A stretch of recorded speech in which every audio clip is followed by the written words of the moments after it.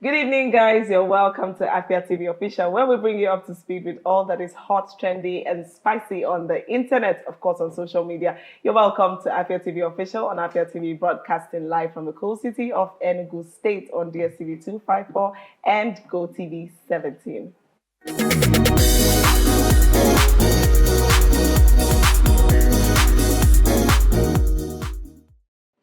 My name is Divine Onoha. I am your host, and on this special day, I am with someone special who is going to be my gist buddy for today. I don't know why he's laughing. He's always feeling proud anytime I bring him on this set. Pablo, why? Y'all already know him. His name is Pablo. You should put the uncle, you know. Please, Pablo, what's your real name? So my real name is Pablo, you know. My mom is from Colombia, and my dad is from Nigeria. You know, that's why I speak like this, you know. Yeah. So the real Pablo Escobar happens to be my uncle from my mother's father's side instead. So Mother's father's side. yeah. What does that mean? Pablo Kafagi, what's your real name? I'm Uncle Pablo. The uncle part even pisses me off the most. Uncle Pablo. Yeah, it's your boy Uncle Pablo. Introduce yourself. Who are you? Uncle Pablo. Okay, What do you do ladies for and a living? gentlemen, my Because name I is can't. Uncle Pablo. I'm a cybersecurity professional. I'm a data analyst also. Thank you very Data much. analyst, cybersecurity professional. You're welcome to the show. Yeah, thank you very much, Brian. Nice to have you on the show. Yeah, you always do. Yeah. So what has piqued your interest so far on social media? What is one thing that has caught your interest this whole week that you've been thinking about? You know, one thing that caught my interest was the fact that I think last week I was here and then we were talking about the hiking in price for POS guys, you understand? Okay. And I know I was like, nah, let's not scrap them. But after that day, the next day, I went to withdraw money and I was like, are you sure we're not going to scrap these guys? Oh, you were doing defender of the Yeah. defense. Oh, if they scrap it, what are they going to do for a Yeah. living? How are Because they going to get I employed? think that time we were talking about 300, 400, but when I went to withdraw, I was hearing 500. Are you serious? Yeah. For 10K? For 10K, yeah. 500 Shay, for 10K. you proposed that we give them 500 for 5K. I am reproposing. You did that on the show. Maybe they don't hear you. reproposing. They say maybe they start from 10K. And that was They probably heard that you. was true. And they I said, said okay, no, let's just start with 10K. And we said that this thing might happen. Yeah, it might that's happen. true. Because if 5K now is 200, 300. 300, yeah. If 5K is 200, 300, in less than a few months, if things don't change, it's going to get to 500. And we've not really entered Christmas proper. Oh, God. My God. What are we going to do? It's very Pablo? funny. It's very For funny. real now. Okay, Yeah. let's talk about solutions. We're not the government. I understand that. We're not Central Bank of Nigeria. We are not in any way. But for the layman out there, for you and I, we individuals, what can we do in a time like this just to help our expenditures, just to help us, spend wisely and save in such a messed up situation as this? So I think the only thing that's gonna save this situation is if the woman selling biscuits, the woman selling pure water, the woman selling abacha gets her own POS, and then I can pay with my ATM card. I think there will be really no need for this whole stuff. And then maybe, I know that's going to be very hard now, because you don't expect me to, you don't expect the drivers to have their own POS and ATM standard. When you get to your bus stop, it's not going to make sense. Or if the state governments could actually, maybe bring up a transport system where everyone has their card and then you can buy airtime into your card. Then when you get to your bus stop, you could just put it and then it takes your fare. I think it's really going to help, because the only thing making me to withdraw money now is because of transportation. Most stuff I buy, I have to pay with my ATM card. But when I want to go out, I need cash to pay for my transportation. The challenge with that is, I think, even if the government decides to step in and make POS available for people, let's say they decide to do that for free, I feel like the the human mind can be very, very wonderful. We might now decide to commercialize it, to now say, oh, we're not just going to have this POS just because we want to enable our customers or our passengers to pay. We might want to now start making it a business too. We might say, okay, since I have POS, I might as well become a POS operator. And everybody becomes a POS operator. So there's that. And, okay, yeah, what do you want to say? The truth is, if we have 30% of the ATM machines in Nigeria functioning well, we'll not be having these issues. Just 30%. I'm not looking at maybe 70, 100. Just 30% of the ATM machines in Nigeria functioning. We'll not be having these issues. You know what I heard? Most times you go to bank and then you see people sitting in front of the ATM and it's not paying. So what they're waiting for is for bankers to come and feel money. What I heard after our conversation that day was the fact that the bank, for the banks with functioning ATM machines, that they actually load the ATM machines with money. Okay. But POS business people will come very early in the morning and they clear the whole thing. They clear it entirely. Then when you and I, when individuals now go to withdraw, they now find it difficult. We can't do anything. And who knows how much is supposed to be the benchmark for the bank, for their ATM machines. I have no idea. So the question we should ask the banks now is money scarce? You understand? So the reason why we have to patronize the POS guys is because when they come to clear the money, they don't refill again. So if they clear the money and then they refill, and I go to the bank and then withdraw my cash, and I don't patronize any POS person, when they stay for like a day, 2 days, and they don't see people patronizing them like that, they won't stress going to the bank again. Yeah, it's because they already know that. Because they already know that when they go to clear, the bankers don't put money again. And then, for funny thing is, if you check it out, maybe the bankers already told them, come early in the morning, you have cash. Well, it's just a messy situation. Now, talking about making POS available for everybody, I remember the fact that we have mobile apps on our phone, we can transfer, and that reminded me of the situation I had today. So I was transferring to this woman in the market. I was transferring because my card, I've not been able to renew my card. So I was transferring. I said, okay, I should go ahead. And I finished transferring. She said, oh, where did he here? You did not even add anything. So how am I supposed to collect the money? I'm like, hey, God. I said, is this... So you see, even with that, even if we can be transferring to everybody we get to patronize, they still expect you to put charge for their withdrawal. So the thing is, if we are transferring to everybody we are supposed to have patronize, so it's more like we are going into the cashless policy. That's obviously what is going on. You understand? So now, if I'm transferring to you and then you want to go and buy something, you don't have to bring out the money because you're also transferring to the next person. But because you have to bring out the money to pay the next person, you'd also be looking at me putting something there. But I feel that it's not all of them. It's not everything that they buy that they withdraw for, especially with the situation of things now. That's true. Especially business people. If you're selling something, you have a shop filled with different goods, most likely the expenses you're making is to get more goods. So you're sending big sums of money.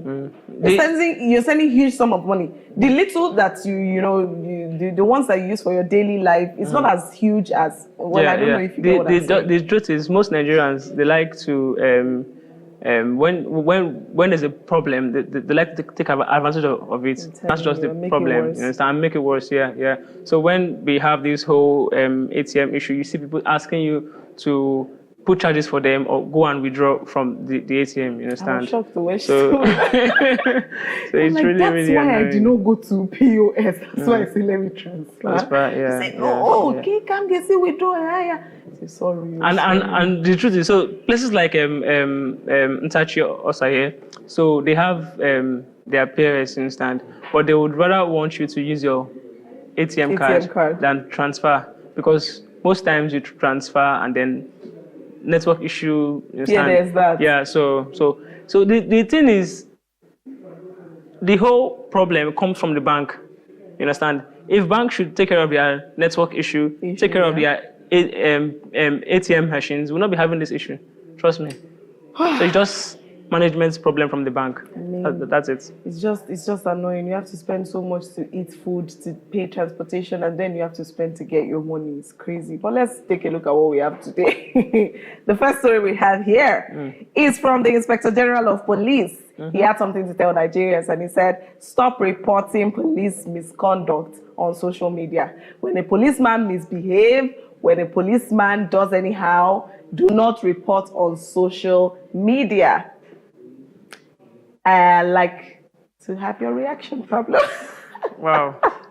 So, what's your reaction? I think the Nigerian police, these guys are just jokers. Like, trust me, they're just jokers. So, you want us, let's take a look at this post now. So, he's made this comment without putting like a follow-up number to call if you have issues or something instead. So, if I have he said that we should use the police complaint response unit. How many persons know that? I don't even know that, understand? So if it's something that it's publicly out there for that people have listen, what will I call it now? Access to, you understand? You can say, okay, this thing is out there, you guys should use it. Don't use social media. But I think social media is a place where the whole world sees it. And then they think, okay, you they bring our leg, come outside. We they try to package ourselves for house, but you they bring our leg, come outside. Let's bring out our legs outside. That's it. Because the truth is, most issues I've seen about police harassment and everything, it got solved because it went to social media. So that's so if I'm being harassed by the Nigerian police and I'm supposed to call a particular number, who is the next person that knows that okay that I'm being harassed? And then the person I'm calling can actually tell me anything he wants to tell me because he know it's just a conversation between the two of us. Yeah. But if I bring it on social media, he's gonna know, okay, the whole world is watching. So I have to act my best behavior. You understand? So I think what's in the cap. To be very honest, as much as it's necessary to have a number or the police complaint response unit, whatever it is, in as much as it's okay to have that accessible to everybody, the truth is that it does not make logical sense for you to assault me and I'm meant to report. I'll go and report to your people. Yeah. I don't know if you understand. Yeah. If you're a policeman and you assaulted me or you did something wrong to me, it does not make any logical sense that it's still you. Yeah. Unless I'm very sure. It will take a level of trust. In the person I'm dealing with, maybe the higher authority I'm dealing with. It will take and that trust is something that we Nigerians have lost, to be very honest. We've seen how a lot of issues have been handled. There's a police assault me. I should now go and still meet the police. I think they could just throw me inside cell and keep me somewhere. Nobody knows what went down there. Nobody is aware. What if I go to the same unit, the same station where the guy is from, and it turns out to be it's a planned work. Everybody is in on what's going on, and then I go there and they say one or two things, and they just maybe sweep it under the carpet or something. So the thing is, we've lost. Like I have a friend. Trust. I have a friend as a police officer here, and I was talking to her the other day, and she was like, "Police is your friend." I'm like, "Police is not my friend. Trust me." With what I've experienced, so the first time I slept in a police cell. You have? Yeah, just once. So there's this guy in the compound. He hasn't paid his rent, yeah? So they've tried to convince him to pay his rent and everything, and then he was just telling them today, tomorrow. So I think the landlady got pissed off and then called the police to come and talk to him. So they came, asked about the guy, we told them he wasn't around. The next thing they did was to pack all the guys in the compound. Why? So we were like, what did we do? They said, let's just go to the police station. We'll talk about it when we get. So we tried to, but they were like, let's just get there. So we went there, and then they told us to pull our clothes off, write statement. I'm like, I don't understand. What did I even do? You understand? I was like, what did I even do? Then they said that they are arresting us because we are asking our guy not to pay his house rent. And I'm like, how am I supposed to know if someone has money to pay his house rent? Where's the evidence? She is until proven guilty. Where's the evidence that you asked your guy? So we were like, okay, what can we do? They said we should not say anything, that it's till the next morning that we'll have to say something. So we were forced into the police and then they locked us up that night. You guys slept there. And I found myself, imagine Uncle Pablo. I saw myself. You just want me to vanish. Now I'm trying to be considerate. I slept in the police cell that night, and And it was, so I think that was my first experience. Wait, are you telling me there are more? No, that's my. Wait, that was first. That was my first and last. That was my first and last experience. So since then, trust me, I've been avoiding the Nigerian police. I've even my friend I told you about, I didn't know she was a police officer until maybe we started talking, and then she was like, okay, she posted one status. I was like, wait. The next day, becomes a suspect instead. You cannot be free anymore. Yeah. The next time she posted another one where she was saluting. I think they were doing one march past like that. Yeah. So I asked her, "Are you a police?" She said yes. I was like, okay. So since that day, I started being careful. No, I didn't withdraw. Okay. But I started being careful with things I was doing with her and things I was saying to her. You understand? So I wouldn't want to just jokingly say something and then they'll come and put handcuff man and say, oh, see what you said about the Nigerian police. So I just think we've lost trust. I believe if we have issues in Nigeria, when we see the Nigerian police, we should be thankful that okay, the police is here. You understand? But these days, when you have issues and you see the Nigerian police, you're like, oh my God.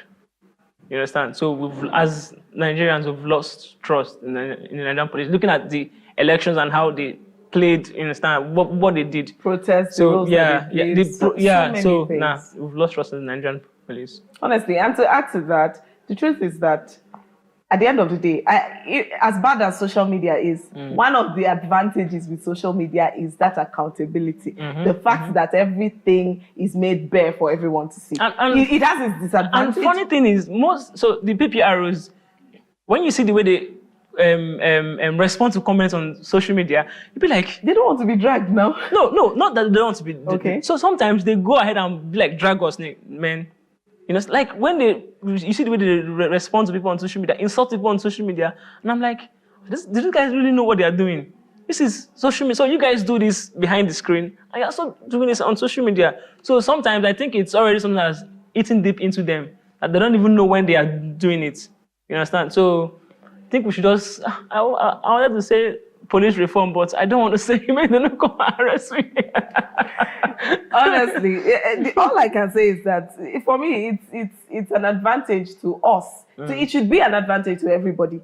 Honestly, for we, the citizens of the country, we know that if we're bringing it out there on social media, it's going to help for accountability. For you, the police person, it's also an advantage because they say a clear conscience fears no accusation. If you are fine, if you are good, you will not have any problem with people bringing stuff to social media. You're supposed to know your position, the authority that you occupy, the position you occupy, your duty to the citizens and to the country entirely. So it will make you to be more careful, which should be an advantage to you if you're really a person of integrity. It would checkmate you. But let's take a look at the comments.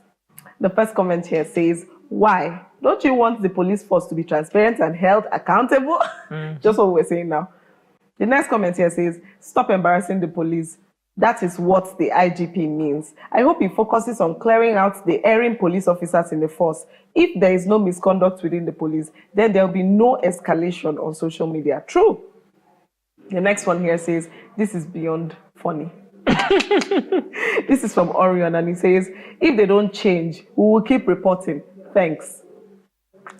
The next comment here says, this is the best place people can get justice. You want them to walk in where they will be detained?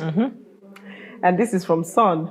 Don't you go tell me what I go use my phone and data do. If I see something, I will say something. Okay. I mean, that's the mantra that we've been using for a very long time in Nigeria, so it shouldn't change.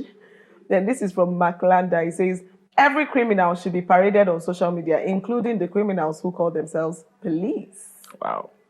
And this is from the classic Esme. She says, where should we report it? Elon Musk has given us freedom of speech. We are the media now. So social media is the only tool we have to voice out. And the final comment here says, we need to buy more cameras and disgrace them more. It's working and we need to amplify. Any final words? We need to amplify. We need to amplify. Sorry, IGP. We need to amplify. Sorry. Yeah. I'm not the only one. We can't help it. All of us. Who are in on this. We need to amplify, and that should make you guys do better. All right, moving on to the next story. This is a very, very interesting one, and it's from the 73-year-old Rosalin who was on Honest Bunch podcast some days ago. She had a lot to say about submission, and in her words, I can never be submissive to any man. not me, not my 6 children. And she was explaining, obviously, what she said, came from a personal experience, from maybe personal hurt. She talked about how she gave 100% to her marriage and only for her to get cheating in return. But let's take a look at the video. Why do I can never be submissive to a man? Neither my 6 daughters. Submissive, total bull. I'd rather be a single woman any day, proudly, so I knock my chest. Marriage is not visa to heaven. Is your wife a lap dog? If you want an Alsatian dog or a lap dog, a poodle that you say, sit down. I try as much as possible to put in 110% into my marriage. I went to a Thai restaurant for 3 months to learn how to cook Thai cuisine.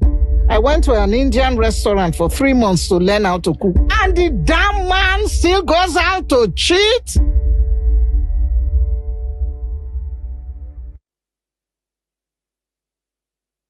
This is a serious matter. I'm trying so hard not to laugh. But Pablo, before we dissect what was said and what wasn't said, what's your reaction to this video? Just on a general note. Wow. I'm glad it's a guy. Because this is women's matter. So I'm glad I'm going to be getting a perspective from a guy. Let's go. So right now, I don't really know what to say. But one thing I'm not comfortable with is, so when women have issues with their marriage or relationship, they tend to generalize it. That's one. That her husband actually cheated on her doesn't mean that there are men that are not cheating on their partner. Doesn't mean all men cheat. Doesn't mean all men cheat, understand? So the fact that she's trying to generalize it, and not just her generalizing, and the fact that she's trying to make a statement for her 6 children. Make the decision for her daughters. Daughters, yeah. So it's really, really annoying watching that stuff because...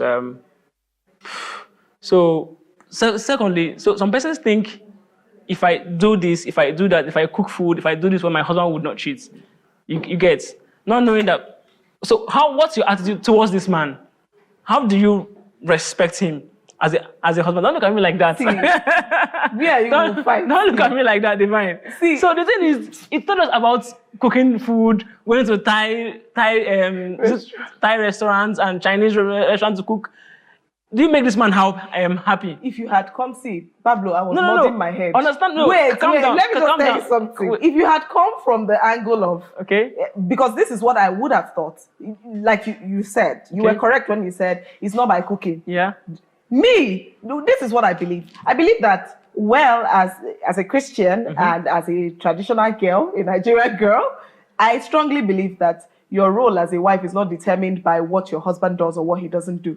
If you are a wife, this is your responsibility. So you're not necessarily waiting for the man to do like this or do like that. So far, say you don't marry the man, you signed, you said you were going to marry him. You said you probably did the altar vows and all of that. So what your actions will be, your wifely responsibilities, has little or nothing to do with what the man does, in as much as it's meant to be a mutual distinct. If you had come from that angle, I would have agreed. Fine. But when you said that you don't know the way the woman is treating the man, should the way the woman is treating the man make the man to cheat? Didn't he go to the altar to and confess? If I am coming to my house every day and I know that I am coming to a nagging wife that won't give me peace of mind, I'll look outside. What is peace of mind? Eh? What do you men call peace of mind? Thank God you're laughing. So the thing now is, I think the problem we are having now is everybody believes they are woke. That's the problem we are having. Yeah, this woke women, this one, that one, that's the problem we are having. Trust me. If not, do you know that in the olden days, a woman would actually tell her husband, bro, see that small girl outside there? Go on. She would arrange it for her husband. She arranged the girl for her husband. There's this thing they call in Igbo land. There's this thing they say, Kedumaka is no.